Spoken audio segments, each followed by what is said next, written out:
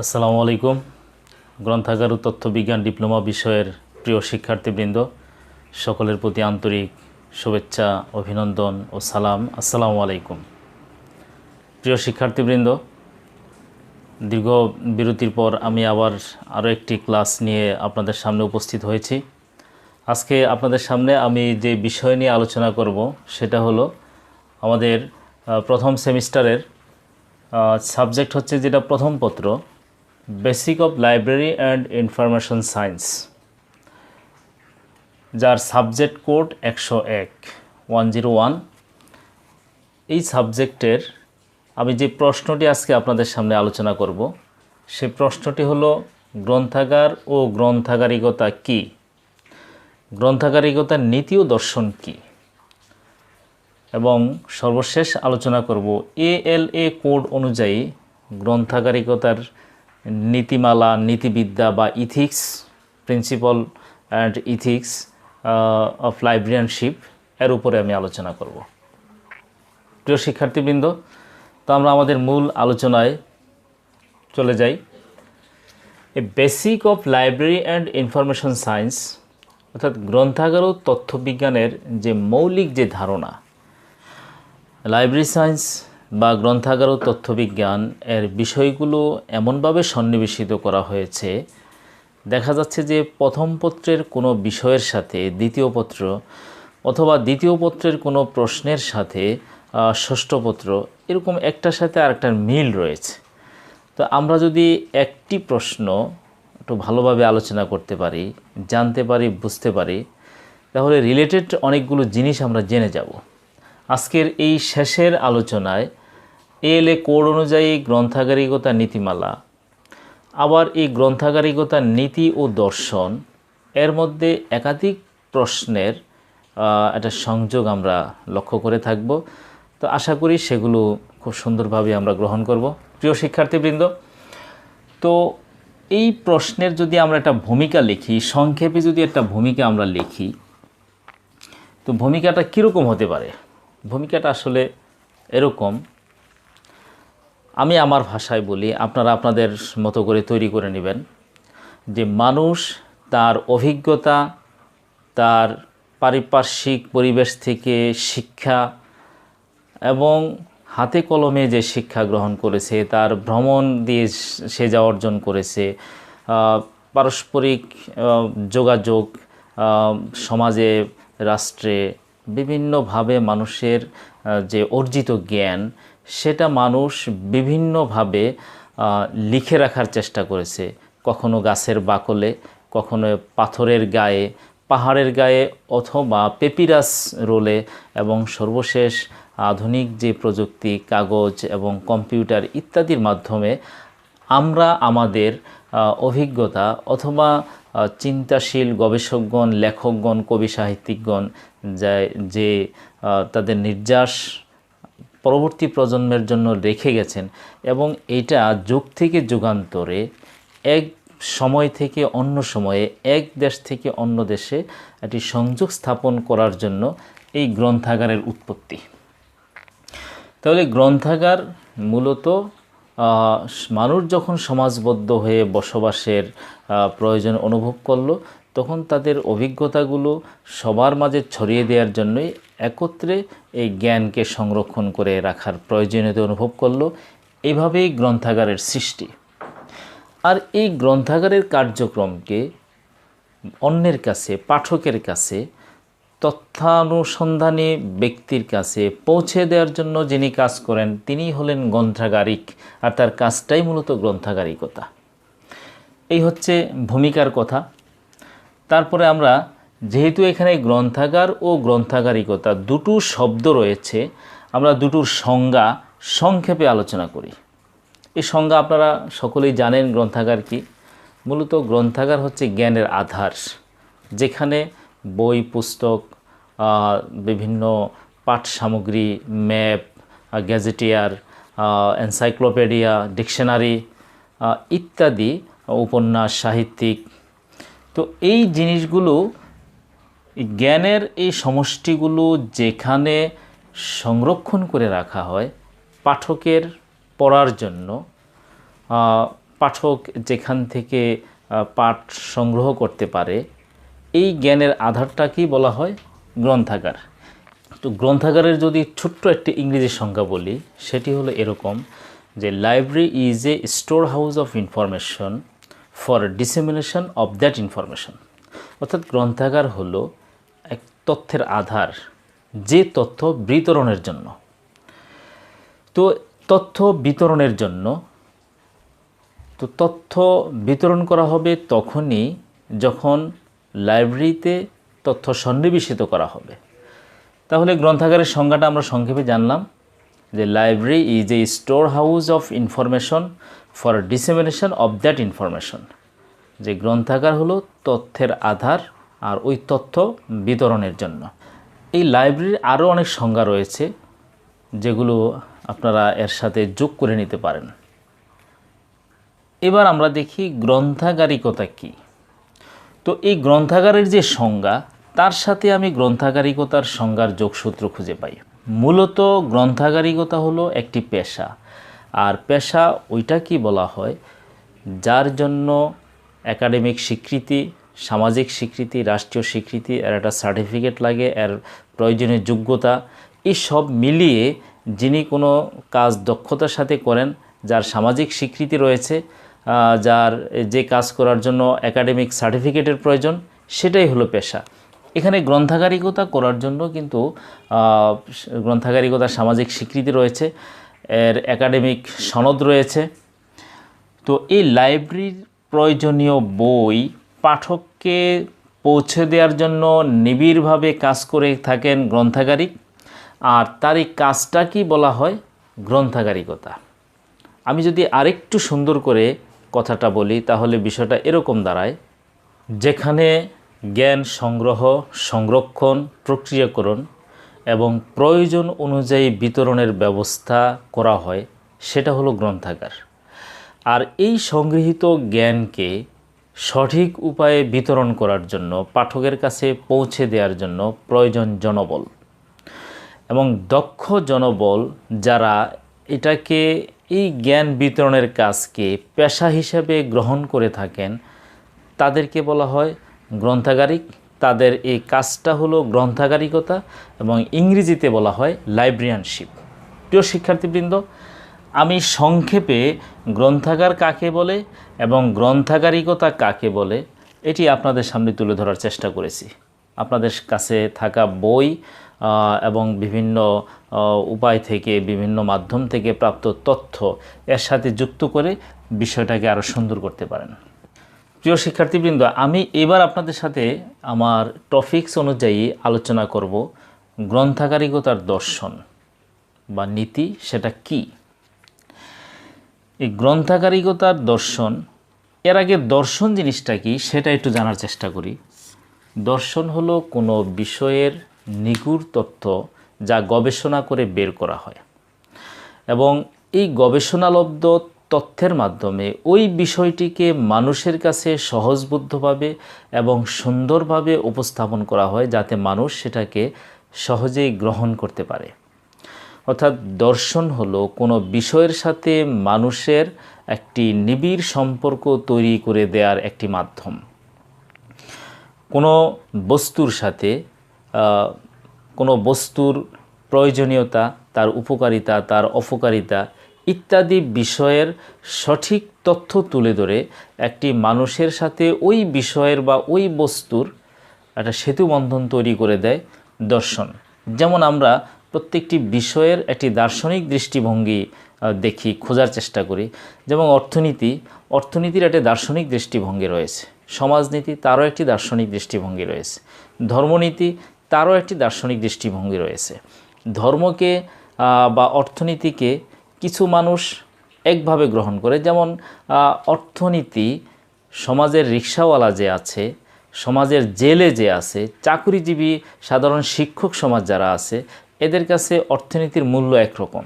কিন্তু যারা অর্থনীতিবিদ, যারা রাষ্ট্রের অর্থনীতির উন্নয়ন পরিকল্পনা নিয়ে কাজ করেন, তারা দীর্ঘমেয়াদী প্রভাব বিস্তারকারী বিষয়গুলো উদ্ভাবন করার চেষ্টা করেন, যার ফলে অর্থনীতি একটি সবল স্থানে গিয়ে দাঁড়াতে পারে। তাহলে প্রত্যেকটি বিষয়ের একটি দার্শনিক দৃষ্টিভঙ্গি রয়েছে। ঠিক তেমনই গ্রন্থাগারিকতারও একটি দার্শনিক দৃষ্টিভঙ্গি রয়েছে, যার ফলে যে গবেষণার ফলে গ্রন্থাগারকে পাঠকের কাছে আকর্ষণীয় স্থান, জ্ঞান আহরণের কেন্দ্রবিন্দু হিসেবে উপস্থাপন করার কৌশল, যাতে করে পাঠক বইমুখী হয় এবং গ্রন্থাগারমুখী হয়। সেজন্য এই গ্রন্থাগারিকতার যে দর্শন রয়েছে, সে দর্শনকে সহজবোধ্যভাবে এবং প্রয়োজনীয়তার তাগিদে বিভিন্ন দার্শনিকগণ বিভিন্ন মতামত ব্যক্ত করেছেন। আমি এখানে কয়েকজন দার্শনিকের মতামত আপনাদের সামনে তুলে ধরছি। গ্রন্থাগারিকতার দর্শনের মতামত ব্যক্ত করতে গিয়ে ইসি রিচার্ডসন বলেন যে একজন গ্রন্থাগারিকের উদ্দেশ্য তথ্যকেন্দ্রিক। তার কাজ হলো মানুষের কাছে তথ্য অথবা শিক্ষা পৌঁছে দেয়া, শিক্ষার মাধ্যমে সকলের জীবন আলোকিত করা। তাহলে এই যে গবেষণা, ইসি রিচার্ডসন তার গবেষণার আলোকে তিনি বোঝাতে চাচ্ছেন যে একজন গ্রন্থাগারিক তার কাজ তথ্য নিয়ে, যে গ্রন্থাগারিকের কাছে যত বেশি তথ্য থাকবে তিনি সে তথ্য মানুষের কাছে সহজে পৌঁছে দিতে পারবেন এবং সেই তথ্যই মানুষকে শিক্ষিত করে তুলবে, মানুষের জীবনকে আলোকিত করবে। তাহলে সামাজিক যে সকল কুসংস্কার, যে সকল অন্ধকার রয়েছে, সেগুলো দূরীভূত হয়ে মানুষ সুশিক্ষিত এবং সভ্য হবে। আরেকজন গ্রন্থাগার বিজ্ঞানের দার্শনিক জন কটন ডানা, তিনি গ্রন্থাগার ও যোগাযোগ মাধ্যমকে একত্রিত করে সকলের মাঝে গ্রন্থাগারকে ছড়িয়ে দিতে চেয়েছেন। এখানে দুটো শব্দ, একটি গ্রন্থাগার এবং আরেকটি হচ্ছে যোগাযোগ। আমরা সবাই জানি যে গ্রন্থাগার হলো এক যুগের সাথে অন্য যুগের সেতু বন্ধনকারী, এক দেশের সাথে অন্য দেশের সেতু বন্ধনকারী জ্ঞান সরবরাহের মাধ্যমে। তাহলে এর সাথে যোগাযোগের একটা নিবিড় সম্পর্ক রয়েছে। প্রাচীনকালের তথ্য যদি কোনো যোগাযোগ ব্যবস্থার মাধ্যমে আজকে এসে না পৌঁছাতো, তাহলে আমরা চর্যাপদের ইতিহাস জানতাম না, আমরা পারগামাম লাইব্রেরির ইতিহাস জানতাম না, আলেকজান্দ্রিয়া লাইব্রেরির ইতিহাস জানতাম না, যেগুলো এখন থেকে প্রায় 4000, 6000, 5000 বছর আগে আমাদের প্রতিবেশী দেশ ভারতের নালন্দা বিশ্ববিদ্যালয় লাইব্রেরির ইতিহাস আমরা জানতাম না, যদি না এই গ্রন্থাগারের তথ্যগুলো সেখানে যে অবস্থায় ছিল কোনো না কোনো যোগাযোগ মাধ্যমে আমাদের কাছে এসে না পৌঁছাতো। তাহলে জন কটন ডানা এর মতে গ্রন্থাগার ও যোগাযোগ মাধ্যমকে একত্রিত করে সকলের মাঝে গ্রন্থাগারকে ছড়িয়ে দেওয়া হচ্ছিল তার উদ্দেশ্য। তিনি গ্রন্থাগারকে পৃথিবীর নির্ঘণ্ট হিসেবে অভিহিত করেছেন। আমরা যারা লাইব্রেরি সায়েন্সের স্টুডেন্ট, আমরা অবশ্যই নির্ঘণ্ট কী সেটা জানি। নির্ঘণ্টের সংজ্ঞাটা ঠিক এরকম যে কোনো বইয়ের গুরুত্বপূর্ণ শব্দ, কোনো গুরুত্বপূর্ণ ব্যক্তি, গুরুত্বপূর্ণ কোনো ঘটনা অথবা গুরুত্বপূর্ণ কোনো স্থানের নাম বইয়ের শেষে বর্ণানুক্রমিকভাবে পৃষ্ঠা নম্বর উল্লেখ সহ সাজিয়ে রাখা, এটা হচ্ছে নির্ঘণ্ট, যা ইংরেজিতে ইন্ডেক্স নামে অভিহিত। তো গ্রন্থাগার হলো পৃথিবীর ইন্ডেক্স, পৃথিবীর নির্ঘণ্ট। যে একটা লাইব্রেরিতে যদি আমি প্রবেশ করি, তাহলে পৃথিবীর অনেক দেশের অনেক তথ্য সম্পর্কেই আমার পক্ষে জানা সম্ভব হয়। প্রিয় শিক্ষার্থীবৃন্দ, এখানে আমরা দুজন গ্রন্থাগার বিজ্ঞানের দার্শনিকের দৃষ্টিভঙ্গি আমরা জানতে পেরেছি। এবার আমি আলোচনা করব ভারতীয় উপমহাদেশের গ্রন্থাগার বিজ্ঞানের জনক ডক্টর এস.আর. রঙ্গনাথনের গ্রন্থাগারিকতা সম্পর্কে তার দৃষ্টিভঙ্গিটা এখানে উল্লেখ করতে চাই। তিনি সেখানে বলেছেন যে গ্রন্থাগারকে মানুষের কাছে পৌঁছে দেওয়ার জন্য গ্রন্থাগারিকদের 5টি মৌলিক কাজ রয়েছে। তিনি গ্রন্থাগারিকতার দর্শনকে 5টি তথ্য দ্বারা উপস্থাপন করেছেন, যাকে গ্রন্থাগার বিজ্ঞানে পঞ্চনীতি বলা হয় বা 5 লজ অফ লাইব্রেরি সায়েন্স হিসাবে অভিহিত করা হয়। যার 1 নাম্বার হলো books are for use. Books are for use, যে বই ব্যবহারের জন্য। তাহলে লাইব্রেরিতে যত বই থাকবে সেটা অবশ্যই তার ব্যবহারকারী থাকতে হবে। এমন কোনো পুস্তক লাইব্রেরিয়ান বা গ্রন্থাগারিক সংগ্রহ করতে পারবেন না, বা করলে সেটা ফলপ্রসূ হবে না, সেটা পড়ে থাকবে অবহেলায়, এমন কোনো পুস্তক লাইব্রেরিতে সংগ্রহ করা যাবে না। অর্থাৎ লাইব্রেরিতে যে পুস্তক সংগৃহীত হবে সেটা অবশ্যই ব্যবহৃত হবে। তাহলে তার প্রথম নীতি, তার প্রথম দর্শন হলো বুকস আর ফর ইউজ। তার দ্বিতীয় দর্শন হলো এভরি বুকস ইটস রিডার, যে প্রত্যেক বইয়ের পাঠক থাকবে। এমন বই সংগ্রহ করা হবে যে প্রতিটি পুস্তকের পাঠক থাকবে, পাঠকবিহীন কোনো পুস্তক থাকবে না। তৃতীয় নাম্বার তার যে দর্শনটা সেটা হলো এভরি রিডার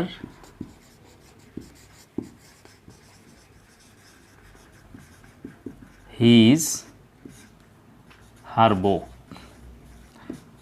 যে প্রত্যেক পাঠক যার বই থাকবে। এখানে একটু শ্রেণীবিন্যাস করে দিই, যে প্রত্যেক পুস্তকের পাঠক থাকবে, এর মানে হলো যে আমার লাইব্রেরিতে আমি বিজ্ঞানের পুস্তক ক্রয় করব, তাহলে সায়েন্সের স্টুডেন্ট এখানে আসতে হবে। মেডিকেল সায়েন্সের পুস্তক যদি আমার এই লাইব্রেরিটা মেডিকেল সায়েন্স রিলেটেড না হয়, তাহলে মেডিকেল সায়েন্সের বই যদি আমি একটি পাবলিক লাইব্রেরিতে নিয়ে আসি, তাহলে দেখা যাবে সেখানে কোনো মেডিকেলের ছাত্র সেখানে আসলো না। আবার every book every reader his her book, এর মানে হলো শিশু, অল্প শিক্ষিত, বেশি শিক্ষিত, সাহিত্যিক, গবেষক, বিভিন্ন শ্রেণীর বিভিন্ন পেশার পাঠক থাকবে, প্রত্যেক পাঠকের জন্য পুস্তক থাকবে। চতুর্থ নাম্বার যে দর্শনটা সেটা হলো সেভ দ্য টাইম,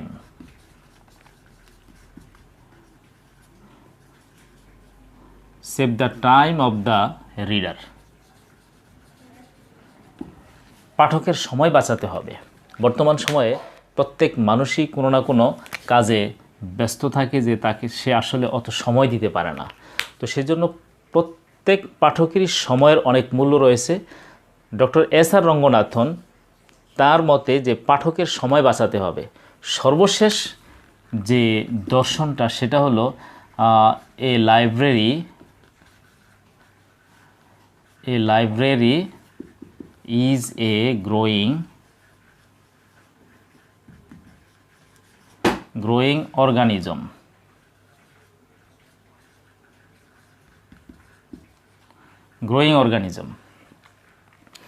যে একটি লাইব্রেরি হলো বর্ধিষ্ণু প্রতিষ্ঠান। লাইব্রেরিতে আজকে 1000 বই রয়েছে, 1 বছর পরে এখানে 2000 বই হবে। আজকে 2 জন জনবল আছে, 1 বছর পর 4 জন জনবল হবে। আজকে 5টি শেলফ রয়েছে, 1 বছর পরে সেখানে 10টি শেলফ হবে। তাহলে এই যে ডক্টর এস.আর. রঙ্গনাথনের যে দর্শন, 5টি নীতি উনি এখানে উল্লেখ করেছেন, যাকে গ্রন্থাগার বিজ্ঞানের পঞ্চনীতি বলা হয়। এই পঞ্চনীতিও গ্রন্থাগারিকতার একটি অন্যতম দর্শন। কারণ একজন গ্রন্থাগারিক, তাকে মনে রাখতে হয় যে তার এখানে সংগৃহীত পুস্তক ব্যবহারের জন্য হতে হবে, তার পুস্তকের পাঠক থাকতে হবে, প্রত্যেক পাঠকের পুস্তক থাকতে হবে এবং পাঠকের সময় বাঁচাতে হবে। আর লাইব্রেরির পরিসরটা এমনভাবে সেট আপ করতে হবে, প্ল্যানটা, গ্রন্থাগার ভবনের পরিকল্পনাটা এমনভাবে করতে হবে যে এটা ক্রমান্বয়ে তার পরিধি বাড়তে থাকবে।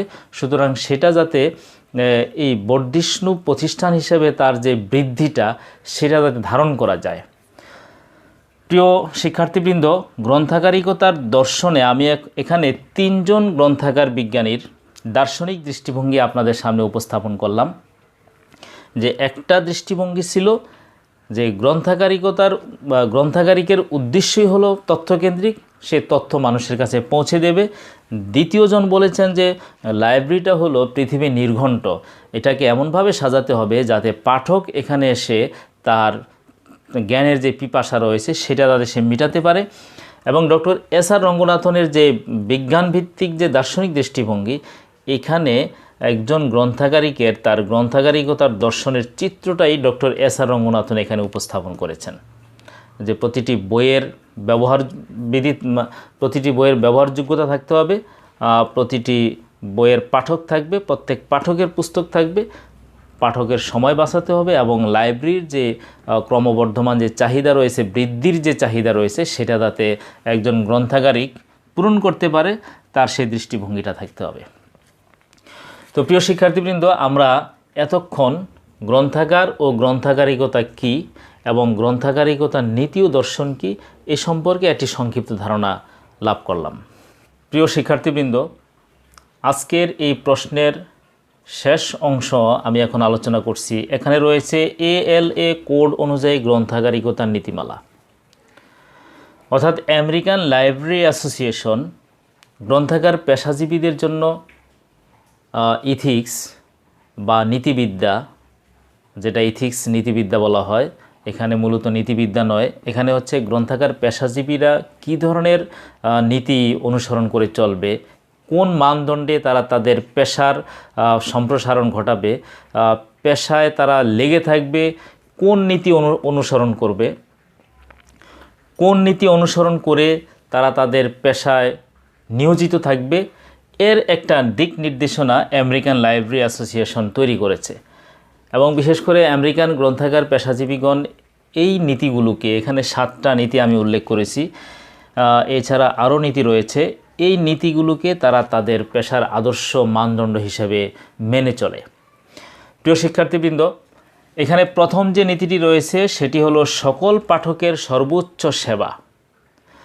অর্থাৎ লাইব্রেরিতে যখন পাঠক আসবে সেখানে দরিদ্র, ধনী, নিচু উঁচু, কামার, চাষি, শিক্ষক, গবেষক, বিভিন্ন মানের পাঠক লাইব্রেরিতে প্রবেশ করবে। কিন্তু কোনো লাইব্রেরিয়ান কখনোই কোনো পাঠককে হেয় চোখে দেখতে পারবেন না। তিনি সকল পাঠকের সর্বোচ্চ সেবা নিশ্চিত করার জন্য সর্বদা সচেষ্ট থাকবেন। আপনারা এই সকল পাঠকের সর্বোচ্চ সেবা, এই কোটেশনটি দিয়ে আমি যে কথাগুলো বললাম সেগুলো সামনে খাতায় লিখে নোট তৈরি করতে পারেন। দ্বিতীয় যে ইথিক্সটি রয়েছে সেটি হলো বুদ্ধিবৃত্তিক স্বাধীনতা।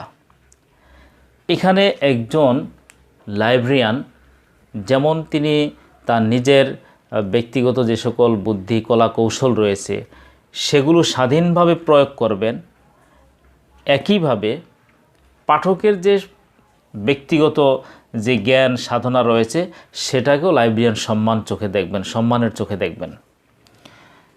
তৃতীয় যে ইথিক্সটি, তৃতীয় যে নীতিটি রয়েছে সেটি হলো গোপনীয়তা ও ব্যক্তিগত স্বাধীনতা। এখানে মূলত পাঠক লাইব্রেরিতে প্রবেশ করে বিভিন্ন বিষয়ে আর্টিকেল তৈরি করতে পারেন, বিভিন্ন রচনা তৈরি করতে পারেন, বিভিন্ন মতের, বিভিন্ন দর্শনের, বিভিন্ন ধর্মের, বিভিন্ন চিন্তার পুস্তক পাঠ করতে পারেন। তার এই যে পাঠ করার, সে যে মতেরই হোক, সে যে দর্শনেরই হোক, একজন লাইব্রেরিয়ানের কাছে ওই ব্যক্তির চিন্তা, দর্শন সম্পূর্ণরূপে তার কাছে আমানত। সেই হিসাবে একজন পাঠকের সকল ধরনের ব্যক্তি স্বাধীনতাকে শ্রদ্ধা করতে হবে এবং তার তথ্যগুলোকে গোপন রাখা, এটা লাইব্রেরিয়ানের একটা অন্যতম কাজ। প্রিয় শিক্ষার্থীবৃন্দ, চতুর্থ নম্বর যে নীতিটি রয়েছে সেটি হলো মেধাস্বত্বের অধিকার। এখানে মূলত কপিরাইট আইনের কথা বলা হয়েছে যে কোনো পাঠক, কোনো লেখক, কোনো গবেষক যদি লাইব্রেরিতে তার কোনো পাঠ সামগ্রী, কোনো উপন্যাস বা যে কোনো বিষয়ের কোনো পাণ্ডুলিপি, যেটাই তিনি সেখানে রাখেন না কেন, তার কপিরাইটকে শ্রদ্ধা করতে হবে এবং সেটা কখনোই যাতে ভুলণ্ঠিত না হয় সেদিকে একজন লাইব্রেরিয়ান সতর্কভাবে তার কার্যক্রম পরিচালনা করবেন। প্রিয় শিক্ষার্থীবৃন্দ, তারপরে রয়েছে পঞ্চম নম্বরে গ্রন্থাগারের সহকর্মীদের প্রতি শ্রদ্ধা ও সম্মান প্রদর্শন করা। এটি একটি অন্যতম বিষয় গ্রন্থাগার ইথিক্সের, লাইব্রেরিয়ানশিপ এর একটি অন্যতম কাজ। আমার অধীনে যে সকল স্টাফ রয়েছে, যে সকল কর্মচারী রয়েছে আমার অধীনস্থ, তাদের প্রতি সম্মান প্রদর্শন করা, আমার উপরস্থ যারা রয়েছে তাদেরকে শ্রদ্ধা করা এবং কাজের প্রতি একটি সুন্দর পরিবেশ তৈরি করা, একে অন্যের সাথে গ্রুপিং তৈরি না করা, একের সাথে অন্যের কোনো ভুল তথ্য দিয়ে হিংসাত্মক মনোভাব নিয়ে একের পিছনে অন্যকে লাগিয়ে না রাখা, এটা হলো লাইব্রেরিয়ানশিপের একটি অন্যতম কাজ। অর্থাৎ সহকর্মীদের সাথে সুন্দর, সাবলীল, স্বাচ্ছন্দ্যময় একটি সম্পর্ক, পরিবেশ বজায় রাখা। প্রিয় শিক্ষার্থীবৃন্দ, ষষ্ঠ নম্বর যে নীতিটি রয়েছে সেটি হলো সমষ্টিগত স্বার্থের জন্য ব্যক্তিগত স্বার্থ পরিত্যাগ করা। এটি একটি চ্যালেঞ্জিং কাজ, যে কখনো কখনো লাইব্রেরিতে এমন কিছু সম্পদ সংরক্ষণ করা সংগ্রহ করার প্রয়োজন হয় যেখানে যদি লাইব্রেরিয়ানের ব্যক্তিগত কোনো স্বার্থ ক্ষতিও হয় তাহলেও সেটাকে বৃহত্তর স্বার্থে নিজের স্বার্থকে পরিত্যাগ করতে হবে। কোনো ব্যক্তির দেখা গেছে যে এমন কিছু ডকুমেন্ট সংগ্রহ করা দরকার যেই ডকুমেন্টগুলো বৃহত্তর ব্যক্তির জন্য প্রয়োজন, কিন্তু এই অর্থ ক্ষুদ্রতম কোনো ব্যক্তির ক্ষুদ্রতর কোনো পাঠকের স্বার্থে ব্যবহার না করে বৃহত্তর পাঠকের স্বার্থে ওই অর্থ ব্যয় করা বা বাজেট প্রণয়ন ওইভাবেই করা যেখানে ব্যক্তিগত স্বার্থের চাইতে সমষ্টিগত স্বার্থ প্রাধান্য পায়। প্রিয় শিক্ষার্থীবৃন্দ, সর্বশেষ যে নীতিটি রয়েছে, যে ইথিক্সটি রয়েছে, পেশাগত শ্রেষ্ঠত্ব অর্জন করা। একজন লাইব্রেরিয়ান তার পেশাগত শ্রেষ্ঠত্ব অর্জন করার জন্য প্রয়োজনীয় প্রশিক্ষণ গ্রহণ করা, নিজের মানসিক প্রস্তুতি গ্রহণ করা এবং তিনি যে এই লাইব্রেরিটিকে একটি পাঠক বান্ধব করতে চান, যদি লাইব্রেরিটি পাঠক বান্ধব হয়, সেখানে পাঠকের সমাবেশ হয়, সেখানে প্রয়োজনীয় তথ্য তিনি সংগ্রহ এবং সংরক্ষণ করতে পারেন, তাহলে লাইব্রেরি যখন সুনাম বেড়ে যাবে তখন অবশ্যই এই লাইব্রেরির যিনি কর্মকর্তা লাইব্রেরিয়ান তারও শ্রেষ্ঠত্ব, তার কাজের যে দক্ষতা সেটাও প্রমাণিত হবে এবং এভাবেই তার দক্ষতা অন্যের কাছে প্রতিষ্ঠিত হবে, নিজেকে একটি সম্মানের আসনে প্রতিষ্ঠিত করতে পারবেন।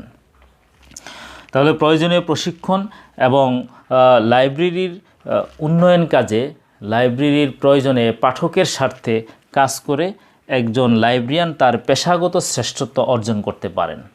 এটি হলো এই ALA কোড অনুযায়ী লাইব্রেরিয়ানশিপের সর্বশেষ একটি পয়েন্ট, একটি নীতি। প্রিয় শিক্ষার্থীবৃন্দ, আজকের এই আলোচনা থেকে আমরা গ্রন্থাগার ও গ্রন্থাগারিকতা কী জানলাম, গ্রন্থাগারিকতার নীতি ও দর্শন কী এবং ALA কোড অনুযায়ী গ্রন্থাগারিকতার যে নীতিমালা এর একটি সংক্ষিপ্ত ধারণা আপনাদের সামনে উপস্থাপন করার চেষ্টা করেছি। এই বিষয়ে আপনাদের অবশ্যই আরও জানার থাকতে পারে, সেগুলো আপনারা কমেন্ট করে জানাবেন এবং যারা আমার এই চ্যানেল এবি পোর্টাল সাবস্ক্রাইব করেছেন তাদেরকে আমি আবারও অভিনন্দন জানাচ্ছি। যারা সাবস্ক্রাইব করেননি তাদের কাছে এই চ্যানেলটি সাবস্ক্রাইব করে আমাকে আর উৎসাহিত করার জন্য আহ্বান জানিয়ে আজকের মতো এখানে শেষ করছি। আল্লাহ হাফেজ।